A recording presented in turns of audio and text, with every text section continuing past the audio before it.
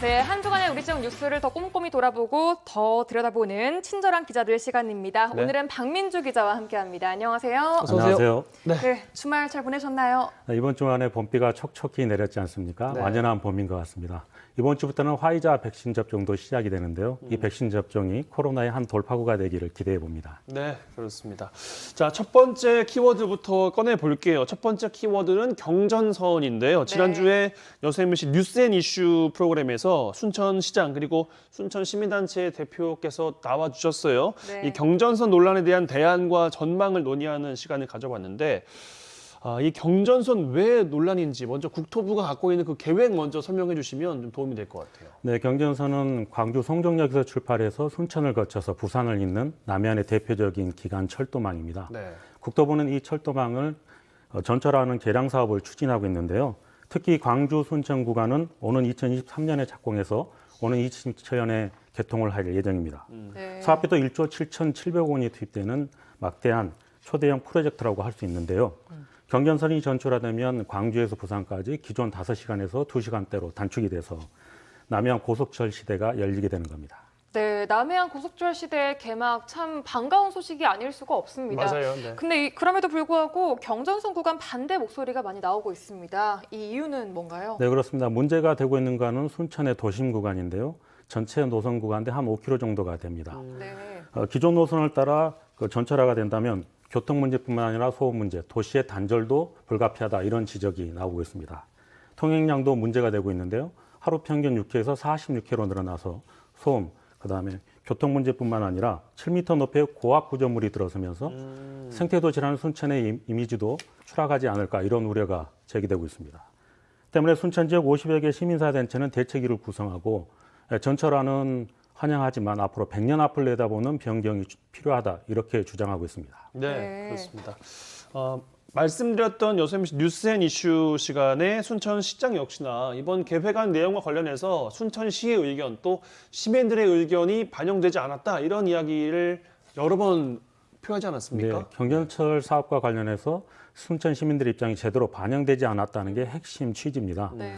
네, 국토부의 예비 타당성 조사나 순천시의 입장을 확인하는 과정에서 현지 여론을 수렴하는 과정이 없었다는 지적인데요. 네. 때문에 순천시가 강력하게 반발하고 있고요. 소병철 국회의원도 국토부 2차관을 직접 만나서 순천시의 최저간이 나오는 것을 반영해 달라고 요청한 상황입니다. 네. 앞서 지난 16일에는 순천에서 주민 설명회가 열렸는데 대책위는 이 자리에서 주민들의 반대 입장을 명확히 밝혔습니다. 주민 의견서를 국토부에 직접 제출하기도 했는데요. 일단 원론적인 답변만을 받은 상황이라고 볼 수 있겠습니다. 네. 이렇게 순천 도심 통과를 반대하는 순천시와 또 시민대책위가 그럼 어떻게 해야 한다고 주장을 하고 있는 건가요? 노선 변경안은 크게 두 가지입니다. 지중화를 시켜주거나 우회 노선을 만들어 달라는 게 순천시나 시민들의 의견입니다. 네. 먼저 도심 구간을 지중화하게 되면 교통 문제를 해소할 수 있고요. 나머지 있는 구간은 도심의 공공시설로 활용할 수 있다는 제안이 나오고 있습니다. 지중화가 그 땅 밑으로 들어간다는 거잖아요. 네, 그렇죠. 네. 지중화가 되지 않을 경우에는 순천 외곽 지역이죠. 별량에서 서면으로 연결하는 우회 노선을 만들어 달라는 게 순천시와 시민들의 일관된 주장입니다. 네. 지도 보셔서 참고가 좀 되셨겠습니다만 국토부가 진행하는 순천 구간에 대한 기본 계획 수립 용역이 6월, 7월쯤에 이제 완료가 될 예정인데 변경 가능성이 좀 있다고 보십니까? 없다고 보세요? 국토부는 경전선 전철화 사업과 관련해서 광주 순천 구간을 오는 6월쯤 기본 계획을 설립할 계획입니다. 네. 순천에서 열린 주민 설명에서도 주민들의 의견이 잘 반영되지 않았는데요.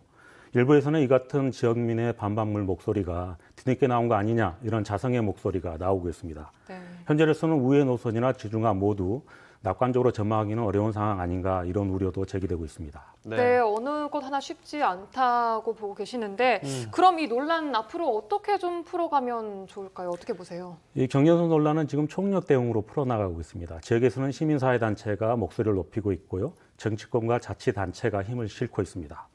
민간 정치권이 함께 움직이고 있는데 무엇보다 중앙 정부가 움직일 수 있는 전략 모색이 필요하다고 보고 있습니다. 순천시가 관련 노선에 대한 용역에 착수한 만큼 이 용역 결과가 정부의 실시 계획에 적용될 수 있도록 하는 게 무엇보다 중요하다고 봅니다. 네. 교통의 요지라고 순천은 별명이 쭉 붙어 있었는데 순천 시민의 희생이 담보된 또 그런 결과물이 얼마나 또 의미가 있을까 생각을 또 하기도 하는데 지역민의 목소리가 좀 제대로 반영된 결과가 나오기를 좀 기다려봐야 될 것 같아요. 네, 그렇습니다. 자, 이번엔 두 번째 키워드로 넘어가 보겠습니다. 이번 키워드는 정원 박람회인데요. 네. 이 역시 순천 얘기입니다. 2023 순천 정원 박람회 최종 용역 보고서가 나왔습니다. 2013년 이후에 10년 만에 치러지는 정원 박람회인데 이번 컨셉이요. 도시 전체를 정원으로 만든다. 이런 컨셉을 가지고 있죠. 네, 그렇습니다. 최근 2023 순천만 국제정원 박람회와 관련해 가지고 기본계획 수립 최종 용역 보고회가 열렸는데요. 2023 순천만 국제정원 박람회는 도시 전체를 정원으로 만든다는 전략을 세웠습니다. 네. 더불어서 박람회는 오는 2023년 4월 22일부터 10월 20일까지 6개월간 국가정원 일대에서 열리게 되는데요. 이에 따라서 국가정원과 순천만 습지는 주 행사장으로 이용하게 됩니다. 그리고 일상의 정원을 순천 도심을 따라 흐르는 정원으로 순천 동천으로 연결한다는 계획도 발표를 했습니다. 국가정원과 순천만 습지 그리고 동천이 하나의 축으로 연결되는 건데요. 2023 순천만 국가정원 박람회는 도시 전역이 박람회장이 된다는 컨셉으로 치러지게 됐습니다. 네, 네. 말씀하신 도시 전체를 정원화하겠다 이제 순천시의 보관인데 이와 관련해서는 현재 정원 곳곳에서 또 리뉴얼 공사가 진행 중이에요. 네, 순천만 국가정원에도 완연한 봄이 오면서 리뉴얼이 본격적으로 시작이 되고 있습니다. 네. 네. 가장 먼저 평화정원이 조성되고 있는데 나눔숲 10,000제곱미터에 오는 6월 완공을 목표로 평화정원이 조성되고 있는데요. 평화정원은 한반도와 동아시아의 평화, 생태를 상징하는 공원을 만들어서 일반에 공개할 예정입니다. 네. 네. 낡고 오래된 실내정원도 철거될 예정입니다. 가설 건축물을 헐고 150억 원을 들여서 온실형 식물을 건립하는 건데요. 온실 식물은 열대 수종 관람 물론 교육 자료로 활용될 예정입니다. 네. 또 국가정원 안에는 현재 13개 국가가 차지하는 세계 정원이 있는데요. 각국 대사관과 협의를 거쳐서 국가별로 문화 역사관을 더 만드는 방안을 추진하고 있습니다. 네. 네, 이렇게 두 번째 순천만 국제 정원 박람회가요. 2023년 4월 22일부터 10월까지로 예정이 돼 있으니까 지금으로부터 딱 2년 정도가 남아 있습니다. 자, 정원 박람회를 개최를 하게 되면 아무래도 순천시에 긍정적인 변화가 좀 예상이 되는데 어떤 부분이 가장 크게 변할 거라고 예상을 하시나요? 네, 가장 먼저 순천이 국가의 그 정원도시라는 브랜드 가치가 가장 높아질 것 같고요. 무엇보다 생활 속 정원 확산으로 대한민국 제1호 정원의 도시가 되지 않을까 하는 전망들이 나오고 있습니다. 네.